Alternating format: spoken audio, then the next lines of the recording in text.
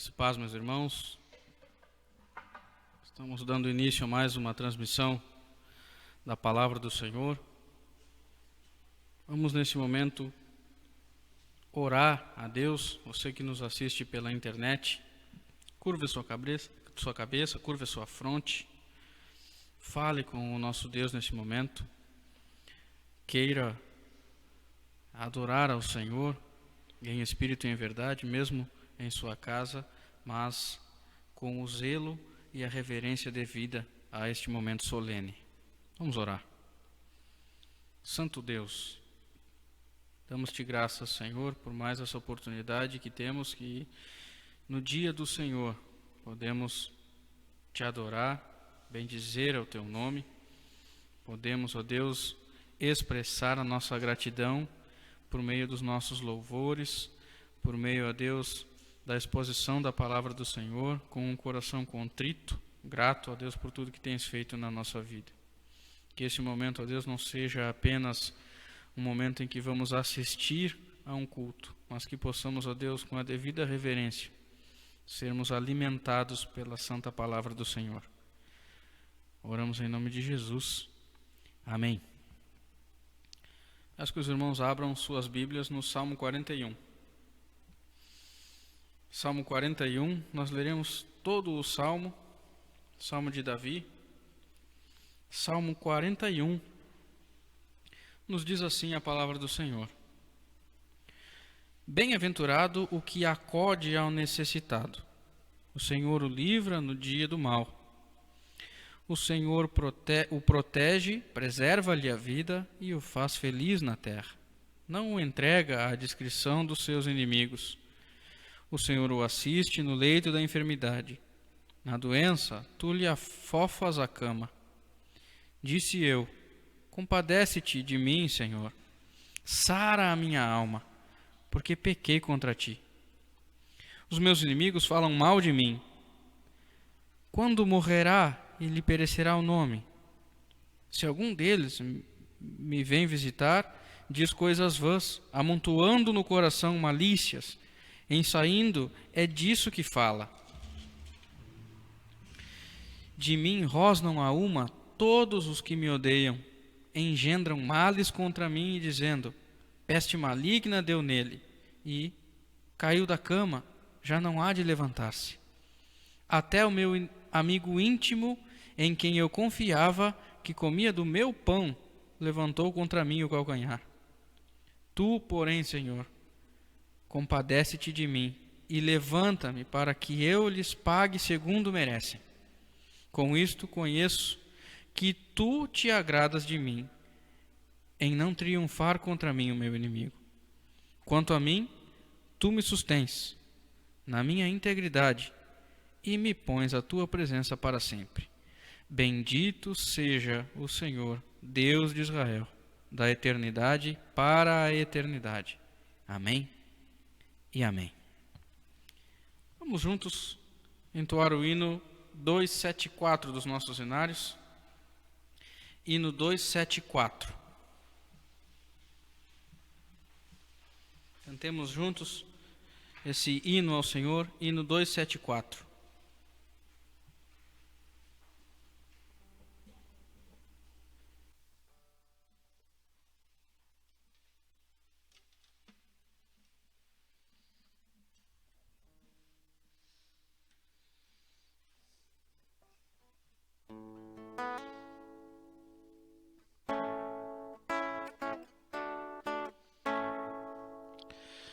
Eis morto o Salvador na sepultura, mas com poder real ressuscitou. Da sepultura saiu, com triunfo e glória ressurgiu. Ressurgiu, vencendo a morte, seu poder pode agora a todos vida conceder. Ressurgiu, ressurgiu, aleluia, ressurgiu. Tomarão precaução com seu sepulcro. Foi tudo em vão, porém, para o deter. Da sepultura saiu, com triunfo e glória ressurgiu. Ressurgiu, vencendo a morte, seu poder pode agora a todos vida conceder. Ressurgiu, ressurgiu, aleluia, ressurgiu. No grande vencedor, eis as primícias dos santos que também ressurgirão. Da sepultura saiu, com triunfo e glória ressurgiu. Ressurgiu, vencendo a morte, seu poder pode agora a todos vida conceder. Ressurgiu, ressurgiu, aleluia, ressurgiu.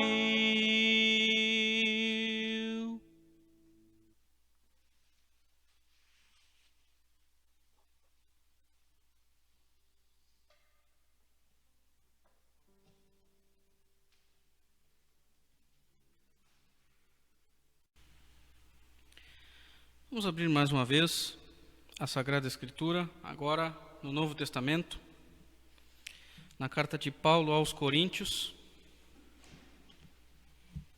na segunda carta de Paulo aos Coríntios, no capítulo 5. Segunda carta de Paulo aos Coríntios, no capítulo 5, nós leremos do versículo 11 ao versículo 17. Segunda carta de Paulo aos Coríntios, no capítulo 5, do versículo 11 ao versículo 17. Diz assim a palavra do Senhor: E assim, conhecendo o temor do Senhor, persuadimos os homens e somos cabalmente conhecidos por Deus. E espero que também a vossa consciência nos reconheça. Não nos recomendamos novamente a vós outros. Pelo contrário, damo-vos ensejo de vós gloriardes por nossa causa, para que tenhais o que responder aos que se gloriam na aparência e não no coração. Porque se enlouquecemos, é para Deus, e se conservamos o juízo, é para vós outros. Pois o amor de Cristo nos constrange, julgando nós isto: um morreu por todos, logo todos morreram. E ele morreu por todos, para que os que vivem não vivam mais para si mesmos, mas para aquele que por eles morreu e ressuscitou. Assim que nós, daqui por diante, a ninguém conhecemos segundo a carne. E se antes conhecemos Cristo segundo a carne, já agora não o conhecemos deste mundo. E assim, se alguém está em Cristo, é nova criatura. As coisas antigas já passaram, eis que se fizeram novas. E assim, se alguém está em Cristo, é nova criatura. As coisas antigas já passaram, eis que se fizeram novas. O Senhor Jesus Cristo é digno de todo o nosso louvor. Vamos cantar mais uma canção. Digno é o Senhor.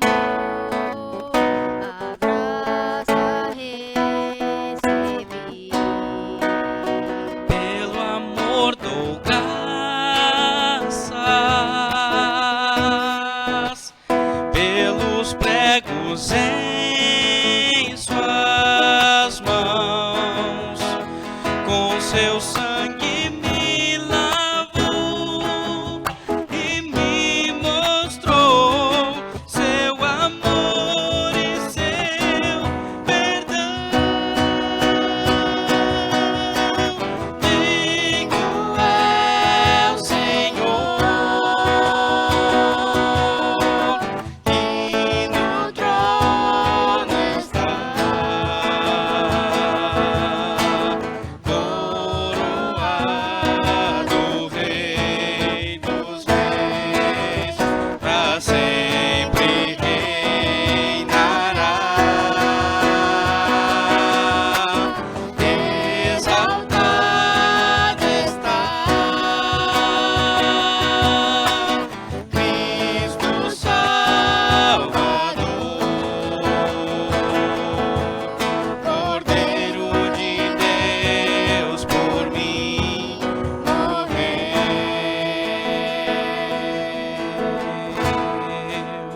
mas ressuscitou.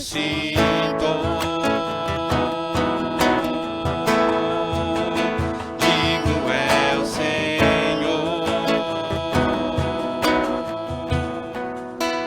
pela cruz graça, pelo preço pago ali, meu pecado suportou, por seu amor, a graça recebi. pelo amor dou graças, pelos pregos em suas mãos, com seu sangue me lavou e me mostrou seu amor e seu perdão. Digo é o Senhor que no trono está, coroado Rei dos Reis, pra sempre reinará. Exaltado está Cristo Salvador, Cordeiro de Deus, por mim morreu,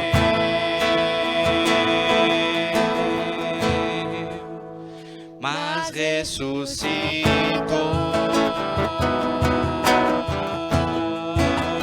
Digo é o Senhor, mas ressuscitou.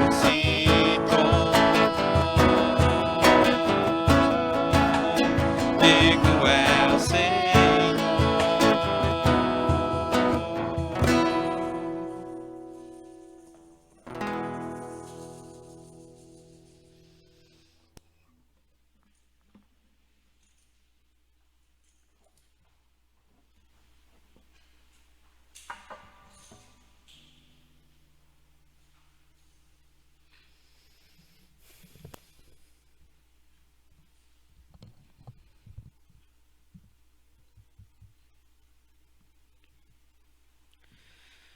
Acho que os irmãos abram suas Bíblias na primeira carta do apóstolo Pedro. Primeira carta do apóstolo Pedro, no primeiro capítulo. Primeira carta do apóstolo Pedro, no primeiro capítulo, nós leremos do versículo 3 ao versículo 12. 1 Pedro 1, do 3 ao 12.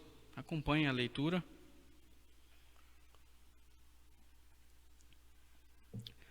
Primeira carta do apóstolo Pedro, no capítulo 1, do versículo 3 ao versículo 12. Diz assim a palavra do Senhor. Bendito o Deus e Pai de nosso Senhor Jesus Cristo, que segundo a sua muita misericórdia nos regenerou para uma viva esperança, mediante a ressurreição de Jesus Cristo dentre os mortos, para uma herança incorruptível, sem mácula, imarcessível, reservada nos céus para vós outros, que sois guardados pelo poder de Deus mediante a fé, para a salvação preparada para revelar-se no último tempo. Nisso exultais, embora no presente, por breve tempo, se necessário, sejais contristados por várias provações, para que, uma vez confirmado o valor da vossa fé, muito mais preciosa do que o ouro perecível, mesmo apurado por fogo, redunde em louvor, glória e honra na revelação de Jesus Cristo, a quem, não havendo visto, há mais, no qual não vendo agora, mas crendo, exultais com alegria indizível e cheia de glória, obtendo o fim da vossa fé, a salvação da vossa alma. Foi a respeito dessa salvação que os profetas indagaram e inquiriram, os quais profetizaram acerca da graça a vós outros destinada, investigando atentamente qual a ocasião ou quais as circunstâncias oportunas indicadas pelo Espírito de Cristo, que neles estava ao dar de antemão testemunho sobre os sofrimentos referente a Cristo e sobre as glórias que os seguiriam. A eles foi revelado que não para si mesmos, mas para vós outros ministravam as coisas que agora vos foram anunciadas por aqueles que, pelo Espírito Santo enviado do céu, vos pregaram o Evangelho. Coisas essas que anjos anelam perscrutar. Oremos. Ilumina-nos, Senhor, porque a nossa capacidade finita e corrompida não nos permite compreender a palavra do Senhor. Ilumina-nos com teu Santo Espírito, para que estas verdades, ó Deus, que serão expostas e que foram lidas, façam sentido em nossa vida. Oramos em nome de Jesus. Amém. Meus irmãos, durante essa semana nós temos ouvido mensagens acerca da crucificação. Temos ouvido sobre o verdadeiro sentido da Páscoa. Aprendemos que a Páscoa não se trata de um coelho, mas de um cordeiro. Ensinamos até as nossas crianças sobre isso. O Cordeiro de Deus que tira o pecado do mundo, conforme João, capítulo 1, versículo 29. Tivemos a oportunidade de refletir sobre as 7 palavras, ou os 7 brados de Cristo na cruz, antes de sua morte. Lembramos de sua morte, mas também precisamos lembrar que Jesus Cristo venceu e ressuscitou. Ele venceu a morte e ao terceiro dia ressuscitou, um domingo. Há nos evangelhos o relato da morte e ressurreição de Jesus Cristo. Consta no relato de Marcos que 3 mulheres foram cedo ao sepulcro, dentre elas estava Maria Madalena, e elas viram um jovem vestido de branco que lhes disse que Cristo não estava mais ali. Ele lhes deu uma missão: ide, dizei aos seus discípulos e a Pedro que ele vai adiante de vós para a Galiléia. Nós vemos isso lá em Marcos, no capítulo 16. O que chama a atenção aqui é a menção a Pedro. E essa menção a Pedro faz todo sentido, irmãos, a julgar pelo importante papel que Pedro iria desempenhar na história da igreja, e desempenhou na história da igreja. Lucas, porém, relata que Pedro se levantou, correu ao sepulcro, mas ao chegar lá não viu nada. É possível que até então os discípulos, bem como Pedro, não haviam compreendido ainda, ou mesmo não tinham acreditado que Jesus Cristo havia ressuscitado, porque o testemunho das mulheres naquela época não era válido. Mas no devido tempo, a ressurreição de Jesus Cristo, bem como os seus ensinamentos, fizeram sentido para os seus discípulos e também para Pedro. Pedro pôde ter certeza de que a ressurreição de Jesus Cristo há muito profetizada, era necessária para validar as declarações que o próprio Jesus Cristo fez sobre a efetividade ou a eficácia da sua morte expiatória. Ou seja, Jesus Cristo venceu o maior de todos os inimigos, a morte. Isso faz jus ao título do livro do puritano Joe Owen, A Morte da Morte na Morte de Cristo. Pedro pôde ter certeza de sua salvação. E é sobre essa certeza que ele escreve no texto que nós lemos. O que é muito interessante também é que na época da escrita dessa carta havia uma atmosfera de perseguição por causa da fé que aqueles crentes professavam, uma exclusão social, até por parte da polícia havia uma perseguição por parte da polícia romana. Os cristãos haviam se dispersado por várias regiões que Pedro até menciona em sua carta, como o Ponto, a Galácia, a Capadócia, Ásia e Bitínia. Os cristãos estavam confusos. Por isso me parece que a mensagem é bem oportuna, porque as tensões semelhantes de perseguição, de confusão, é claro que guardando as devidas proporções, estão acontecendo hoje. A incerteza por vezes toma conta das pessoas. Mas de acordo com o texto de Pedro, a ressurreição de Cristo é a nossa certeza de salvação. E este é o tema deste sermão. A ressurreição de Cristo é a nossa certeza de salvação. Nós vemos aqui neste texto pelo menos 3 verdades que eu gostaria de destacar aqui. E a primeira verdade que nós podemos destacar é que a salvação é certa porque é pela mediação de Cristo. Nós vemos isso neste texto que lemos, do versículo 1 ao versículo 5. A salvação é certa porque é pela mediação de Cristo. Quando nós estudamos sobre os brados de Cristo na cruz, nós verificamos que em algumas ocasiões Jesus Cristo fez citações do Antigo Testamento. E de maneira semelhante, Pedro, ainda que não declaradamente citando, ele se utiliza de linguagens ou características do Antigo Testamento. O versículo 3 começa com uma doxologia, um brado de louvor ao Senhor. E nós encontramos expressões semelhantes nos Salmos. Davi termina o Salmo 41, o salmo que lemos nessa liturgia, o Salmo 41, verso 13, dizendo: Bendito seja o Senhor, Deus de Israel, da eternidade para a eternidade. Pedro louva a Deus e em seguida ele, de certa forma, quebra o egocentrismo dos homens, porque ele atribui a salvação exclusivamente a Deus, segundo a sua misericórdia, e não por mérito humano.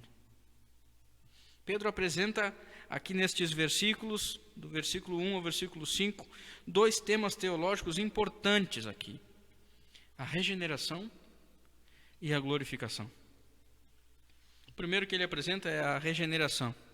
Ele diz claramente que Deus, segundo a sua misericórdia, regenerou os eleitos, versículo 2 ele diz isso, para uma viva esperança.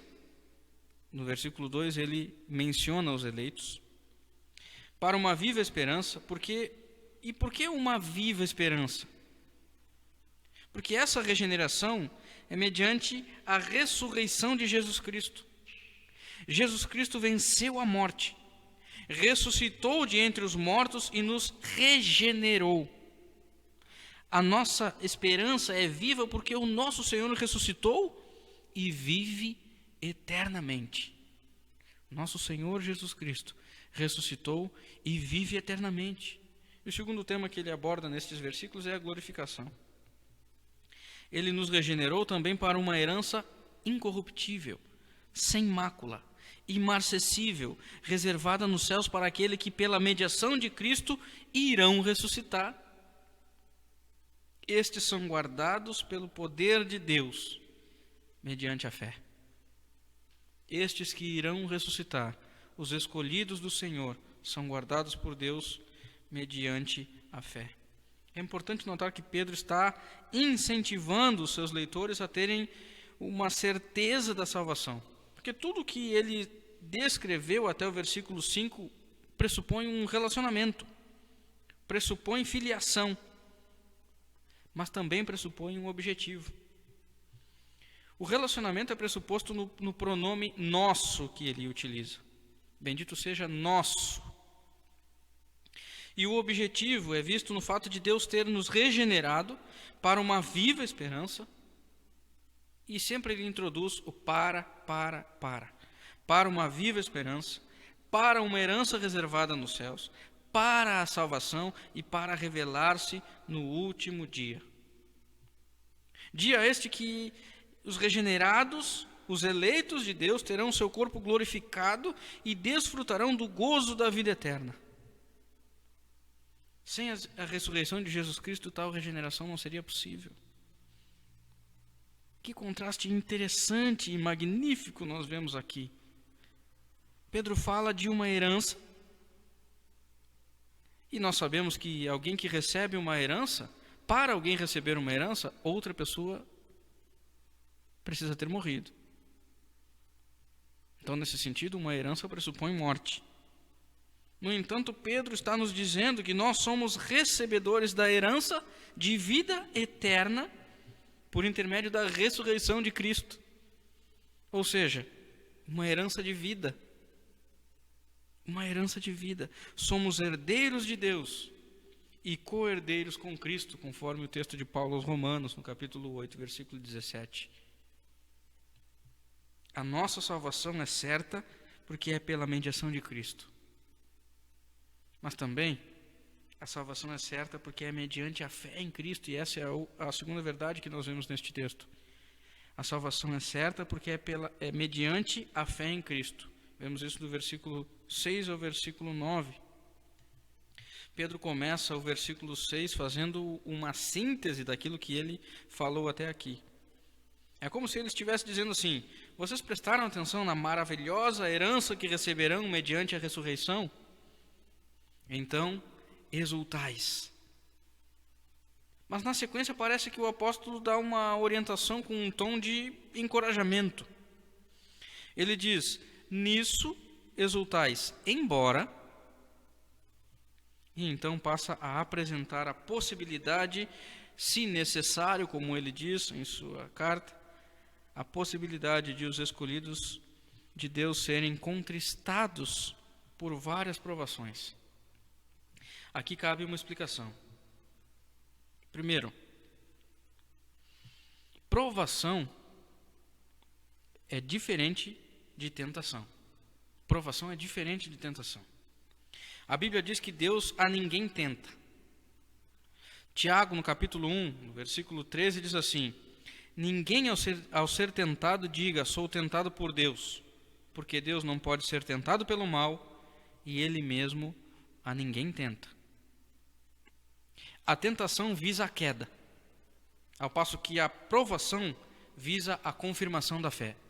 Repito, a tentação visa a queda, ao passo que a provação visa a confirmação da fé. E a segunda explicação é referente aos contristados. Contrito tem a ver com tristeza. Alguém que foi entristecido. Mas para um escolhido de Deus, essa tristeza não é pelas provações em si. Mas um crente verdadeiro se entristece pelos pecados que comete, pela ofensa a Deus. Uma vez que nós entendemos que a provação é oriunda de Deus, nós nos entristecemos por causa do nosso pecado, mas nos alegramos nas provações.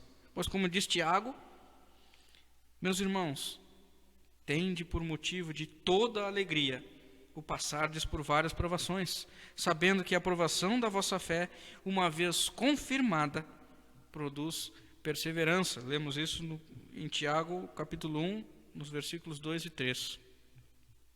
Embora Pedro e Tiago falem sobre provações, irmãos, os seus objetivos não são os mesmos. Tiago quer desenvolver a perseverança, a persistência nos crentes. Já Pedro tem um objetivo diferente. Ele faz uma comparação com o ouro. O ouro tem grande valor. Sabemos que o ouro tem grande valor, mas ele se origina da terra. É perecível. Porém, o valor da fé excede ao ouro. É muito mais preciosa, pois se origina no céu e redunda em louvor, glória e honra na revelação de Jesus Cristo. O ouro aponta para uma herança terrena, passageira. A fé aponta para uma herança na glória com Cristo, uma herança eterna e incorruptível. Outro fator interessante aqui no texto é que Pedro tinha visto pessoalmente a Cristo.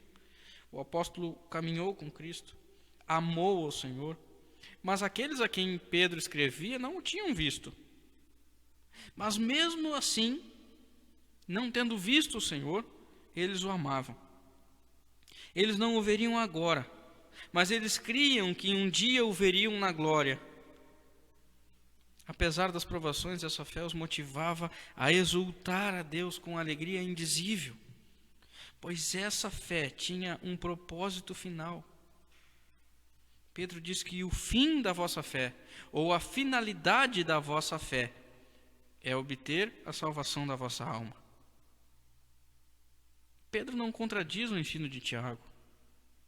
Ao contrário, ele o complementa. Tiago quer desenvolver a persistência, e Pedro quer que o ensino sobre o Senhor Jesus Cristo, mediante a sua ressurreição, renove no coração dos seus escolhidos a alegria da salvação. A salvação é certa, porque é mediante a ressurreição de Jesus Cristo, porque é mediante a fé nele. Mas além disso, a salvação é certa, porque é a confirmação das profecias. Essa é a terceira verdade desse texto. A salvação é certa, porque é a confirmação das profecias. Vemos isso nos últimos versos que nós lemos. A partir do versículo 10, Pedro reforça a certeza que ele tinha, e ele queria que os seus leitores tivessem também essa certeza. Ele nos remete ao Antigo Testamento. Pedro diz que essa salvação da qual ele fala não é algo novo, ao contrário, os profetas já profetizavam acerca dessa salvação. Pedro faz uma relação entre o ensinamento sobre a salvação e as profecias do Antigo Testamento. Pedro nos ensina, nos versículos 10 e 11, basicamente o seguinte: que essa salvação foi profetizada. E Pedro aqui não cita os profetas que falaram acerca dessa salvação, mas a maioria dos profetas profetizou sobre esse assunto. Algumas mais claras, algumas profecias nem tanto, algumas profecias de duplo cumprimento. O profeta Isaías, por exemplo, no livro de Isaías, no capítulo 2, versículo 2, diz assim: nos últimos dias acontecerá que o monte da casa do Senhor será estabelecido no cimo dos montes, e se elevará sobre os outeiros, e para ele afluirão todos os povos. Essa profecia é o prenúncio da Jerusalém celestial, irmãos. O mesmo profeta Isaías, no capítulo 7, no versículo 14, diz assim: portanto, o Senhor mesmo vos dará um sinal. Eis que a virgem conceberá e dará à luz um filho, e ele chamará Emanuel. De fato, houve naquela época o nascimento de uma criança, referente a essa profecia naquele tempo, mas essa profecia tem um duplo cumprimento. Pois no Novo Testamento, quem é que foi identificado como Emanuel, o Deus conosco? O Messias, Jesus Cristo, da linhagem de Davi. No capítulo 9 de Isaías, no versículo 6, diz assim: porque um menino nos nasceu, um filho se nos deu. O governo está sobre os seus ombros, e o seu nome será Maravilhoso Conselheiro, Deus Forte, Pai da Eternidade e Príncipe da Paz. No livro do profeta Amós, no capítulo 9, no versículo 15, diz assim: plantá-los-ei na sua terra, e dessa terra que lhes dei, já não serão arrancados, diz o Senhor, o teu Deus. Essa profecia nos remete à herança incorruptível, a Jerusalém celestial. Isso que nós vemos aqui nesses ensinamentos acerca das profecias. Nós vemos também que ele nos ensina acerca do conteúdo da profecia. E ele diz que o conteúdo da profecia é a graça.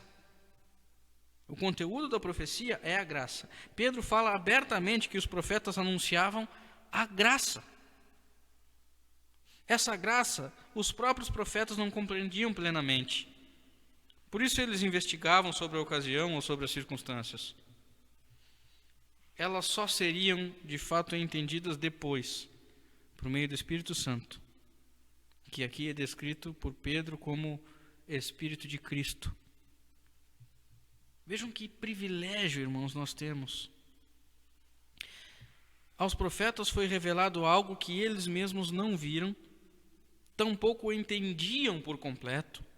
Aquelas profecias foram anunciadas pelos profetas, foram explicadas pelos apóstolos, porque eles, pelo Espírito Santo, pregavam o evangelho da salvação. A mensagem do evangelho, irmãos, inclui a mensagem profética junto com o seu cumprimento. Essa é a boa nova de salvação que os apóstolos pregavam e que Pedro registra aqui.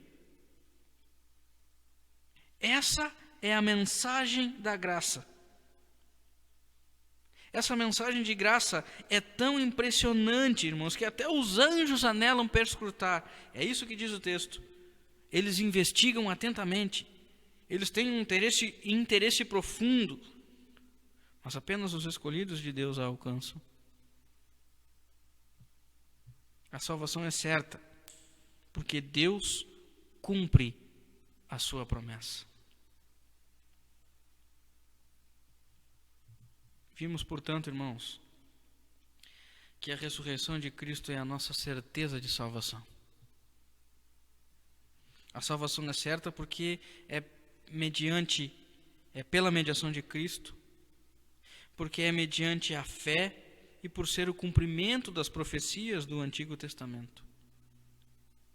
Por causa da misericórdia de Deus, Cristo ressuscitou e nos regenerou para uma viva esperança, a esperança de vida eterna. Essa esperança se apoia na certeza de que os escolhidos receberão a herança da glória. Herança que foi paga com a morte de Cristo e garantida com a sua ressurreição. O próprio Cristo disse: eu sou a ressurreição e a vida. Quem crê em mim, ainda que morra, viverá. E todo o que vive e crê em mim não morrerá, eternamente viverá. Crês isto? Ele fala isso no Evangelho de João, segundo registrou João no capítulo 11, versículos 25 e 26. Na ressurreição, Cristo venceu a morte para nos dar vida. Na ressurreição, Cristo venceu a morte para nos dar vida. Você crê nisso?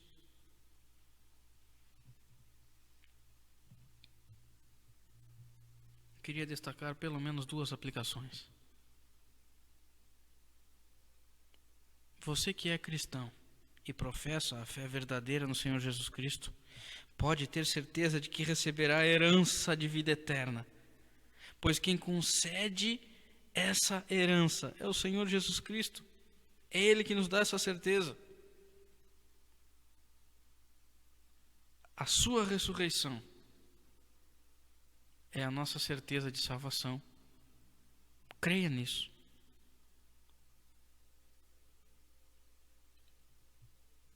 Você que ainda não professa essa fé, que ainda não conhece ou não reconhece o Senhor Jesus Cristo como seu único e suficiente Salvador, se essa mensagem fez sentido para você, arrependa-se dos seus pecados. Arrependa-se dos seus pecados. Se prostre aos pés da cruz. Dessa forma, Cristo te tirará das trevas e te transportará para a sua maravilhosa luz. Arrependa-se dos seus pecados e se prostre aos pés da cruz. Que o Espírito de Cristo abra os teus olhos espirituais para enxergar a maravilhosa graça de Cristo. Que Ele renove em ti a alegria da salvação e te dê a convicção por meio da fé, pois a ressurreição de Cristo é a nossa certeza de salvação. A ressurreição de Cristo é a nossa certeza de salvação. Vamos orar. Santo Deus,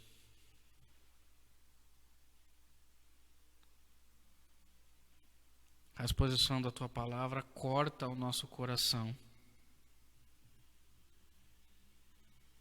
Porque assim, ó Deus, nós devemos reconhecer o nosso pecado.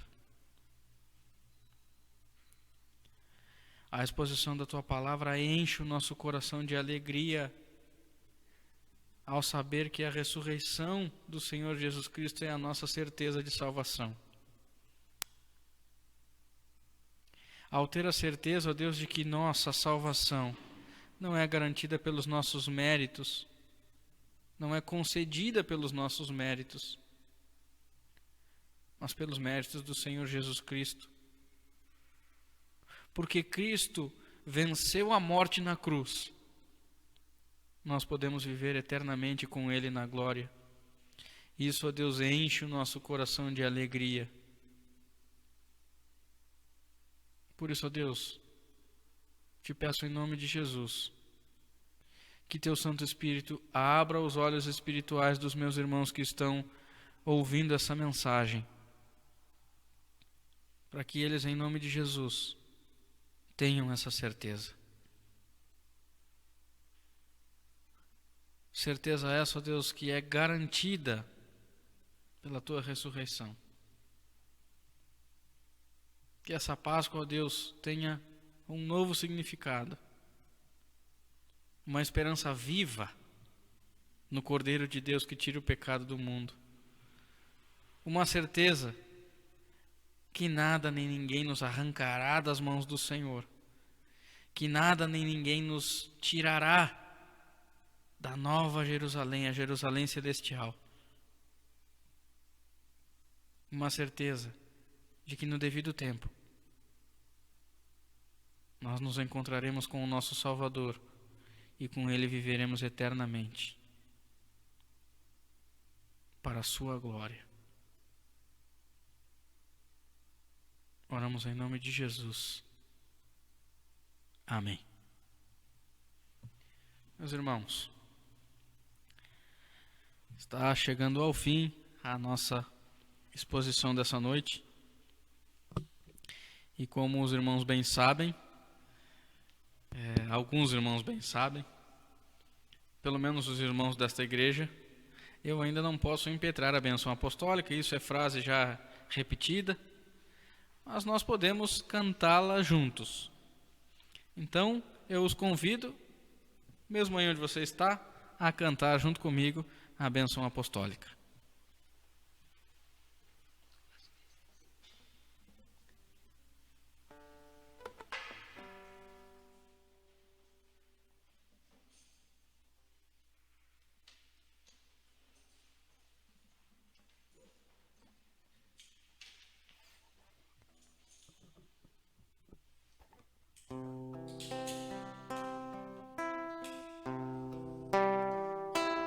Que a graça do Senhor Jesus e o amor de Deus, o Pai, e a comunhão do Espírito reine aqui. Reine para sempre, reine para sempre, reine para sempre. Amém. E a graça do Senhor Jesus, e o amor de Deus, o Pai, e a comunhão do Espírito reine aqui, reine para sempre, reine para sempre, reine para sempre. Amém.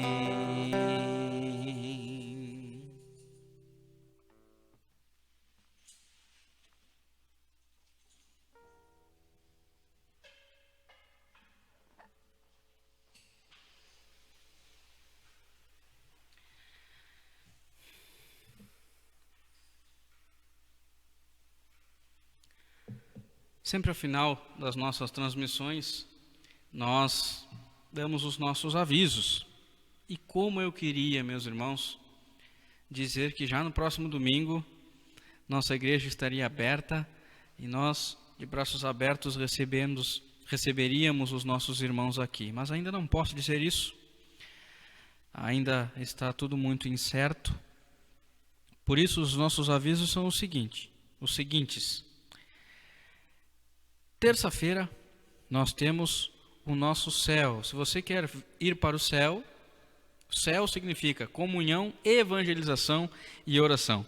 Então, se você quer participar conosco do céu, entre em contato conosco pela nossa rede social, mande uma mensagem, nós ficaremos muito contentes em receber vocês, participar com vocês dessa reunião, onde nós estudamos uma porção da Sagrada Escritura. Ela normalmente é feita em cada lar, cada semana um lar diferente, mas durante esse período nós estamos fazendo via Zoom. Então, entre em contato conosco se você tem essa vontade, esse desejo, que nós ficaremos muito contentes em receber vocês. Quarta-feira nós temos o nosso estudo bíblico e nós estamos estudando o tema o Espírito Santo e a Igreja.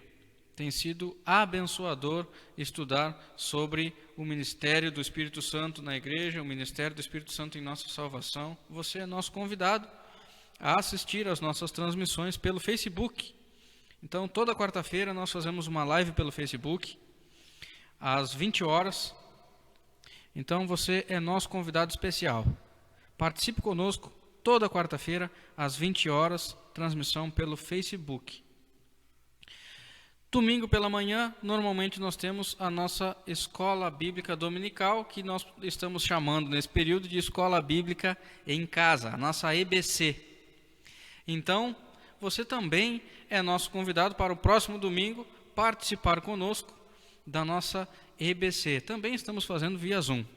Então, você que tem esse interesse, pode entrar em contato conosco. Entre em contato pelas redes sociais, pelo nosso telefone, nós ficaremos muito contentes em receber você.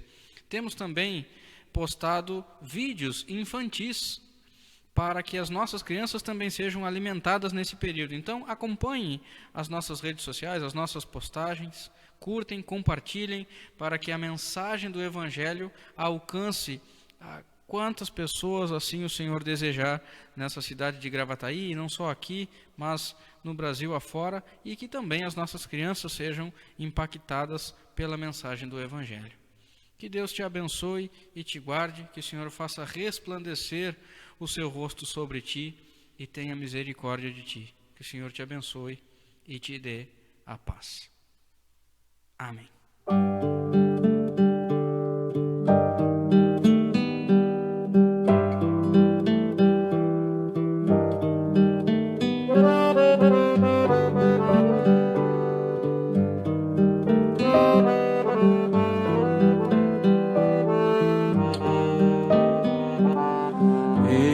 Que habitavas dentro de mim, e eu te procurava do lado de fora. Eis que disforme lançava-me assim sobre as belas formas de tuas criaturas. Estavas comigo, mas eu não estava contigo.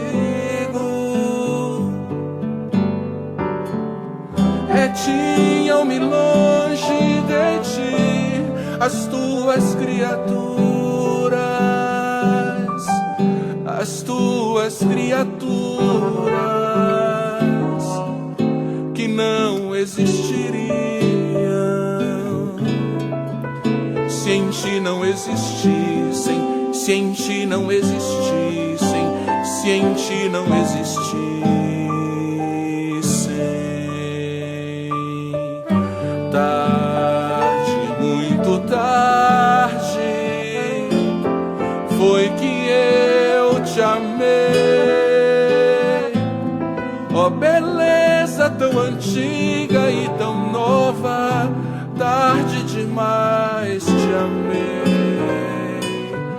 Tu me chamaste, teu grito rompeu minha surdez.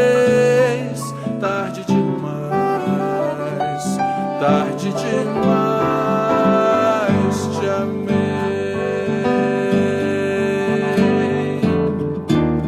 Fulguraste, brilhaste,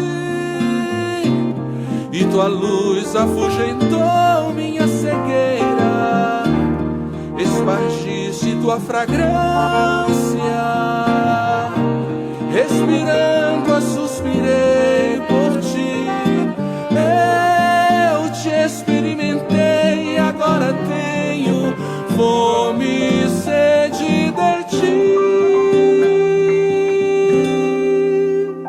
Tu me tocaste e agora ardo no desejo de tua paz.